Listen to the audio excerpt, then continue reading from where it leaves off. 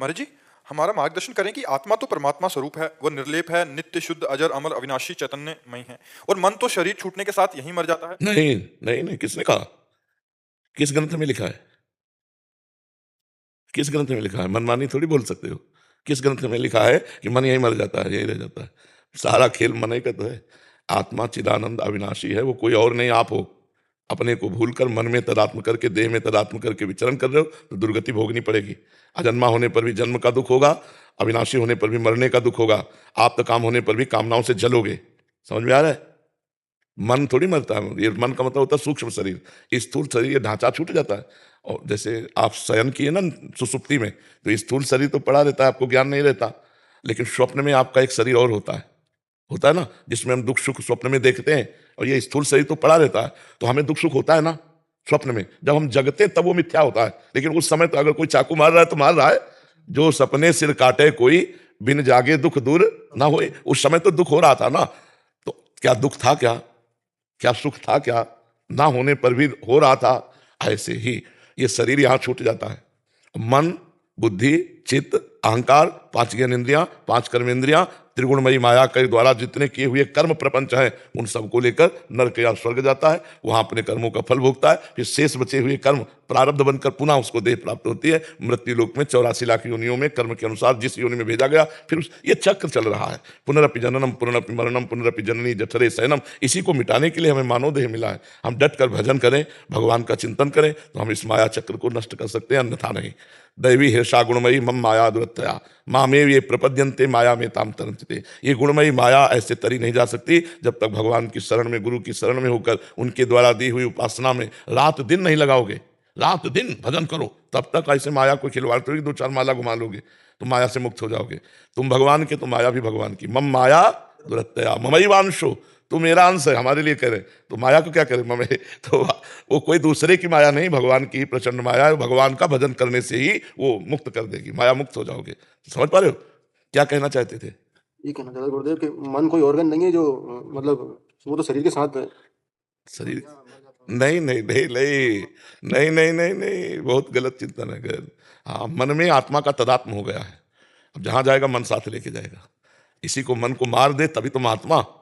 मन मारिया तन बस में की ना हुआ भरम सब दूर। बाहर से कछ दिखत नहीं, अंदर चमके नूर। आपो त्याग जगत में बैठे नहीं किसी से काम, उनमें तो कछु अंतर नहीं, संत कहो चाहे राम। वो भगवत स्वरूप हो गया जिन्होंने मन मारिया।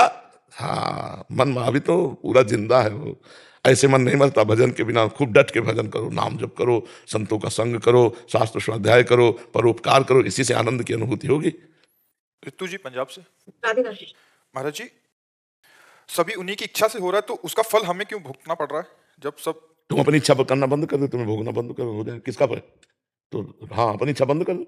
अपनी इच्छा से करोगे आचरण, तुमका भोग तुम्हें भोगना पड़ेगा। तुम भगवान की इच्छा से चल रहे हो कि अपनी इच्छा से? तुम्हारी इच्छाएं हैं।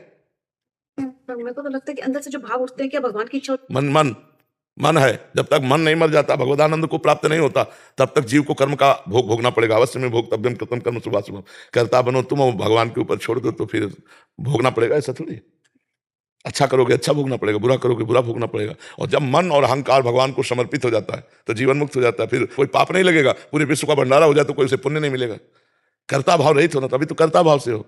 अभी कहाँ इस भाव में आ गए कि जो हो रहा है वो भगवान की इच्छा से हो रहा है। यहाँ भगवान विराजमान हो गए, प्रकाशमान हो गए। अब जो होगा तो उसके द्वारा कुमार्गामी प्रवृत्ति थोड़ी होगी। और कुमार्गामी प्रवृत्ति नहीं होगी, पाप नहीं होगा तो दुख ही नहीं मिलेगा, कोई समस्या ही नहीं है, फिर प्रश्न ही नहीं है। क्योंकि भगवान के द्वारा हो रहा है तो मैं करता नहीं, तो प्रश्न कैसा? समझ पा रहे हो आप? हाँ, तो ये अभी इस दलील से नहीं चलेगा तेरी सत्ता के बिना पत्ता नहीं हिलता। तो फिर नरक भी उसकी इच्छा से बना है, रोग भी उसकी इच्छा से बने, पुलिस डिपार्टमेंट भी उसकी इच्छा से, डंडे लगाएगा ये भी उसकी इच्छा है। एक बड़े विद्वान थे, तो बड़ा उपवन लगाए हुए थे, बगीचा, कुआं बावड़ी सब फूल सुंदर। तो एक गाय चरती हुई अंदर आ गई। तो शायद उनका मारने का उद्देश्य नहीं होगा, क्योंकि धर्मार्थी थे। तो उन्होंने एक पत्थर का टुकड़ा उठाया और ऐसे तो गाय के मस्तक में लगी, वो तुरंत गिरी और मर गई। अब गौ हत्या प्रकट हो गई। गौ हत्या सामने आई और कहा पंडित जी स्वीकार करो मुझे, तुमने अभी गौ हत्या की। वो बड़े विद्वान थे। उन्होंने तुरंत, देवराज इंद्र का वास हाथ में है, जैसे चरणों में विष्णु का वास है, अलग अलग देवताओं का। उनका देवराज इंद्र ने मारा, क्योंकि हाथ में पत्थर और पत्थर से ऐसे, ये देवराज इंद्र के पास वो गौ हत्या देवराज इंद्र के पास गई। तो इंद्र ने कहा हमने कब गौ हत्या की? बोले आपका हाथ में वास है। वो ब्राह्मण बोले शास्त्र में ऐसा वर्णन है तो आपको भोगना पड़ेगा। बोले चलो हमारे साथ गुप्त रूप से रहना। वहां गए एक सेठ के रूप में, बोले पंडित जी प्रणाम, क्या सुंदर फूल लगे हुए हैं, किसने लगाया? बोले हमने। वाह, बहुत सुंदर है बगीचा है, किसने लगाया? हमने। और ये कुआं? हमने।